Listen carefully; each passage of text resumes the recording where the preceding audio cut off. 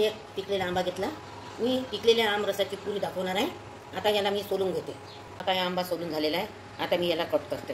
या फोडी करून घेतल्या आणि आता मी याला मिक्सरमध्ये याचा रस करते. आता मी आंब्याला बारीक केलेलं आहे.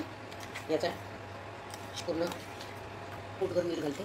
थोडं अगदी चिमूट आणि पिठी साखर हे 1 चमचमध्ये रवा आणि कणिक मिक्स केलेली आहे हे थोडी घालते. आता हा गोळा तयार केला मी आमरस आणि रवा कणिक टाकून. आता याच्या मी पुऱ्या लाटून घेते. आता मी याच्या पुऱ्या लाटून घेते. हे मी पोळी लाटलेली आहे याची. आता या वाटीने कापून घेते. आता मी गॅस पेटवते आणि त्यावर कढई ठेवते. त्यामध्ये पुऱ्या तळण्यासाठी पुऱ्या काढून राहिले. हे बघा आमरस पुरी किती छान पाणीपुरीसारखे फुगलेले आहे. या श्रीखंडाबरोबरही खाऊ शकते आणि आमरसाबरोबरही. आमरस पुरी आवडली असेल तर माझ्या चॅनलला ग्रामीण चॅनलला सबस्क्राईब करा.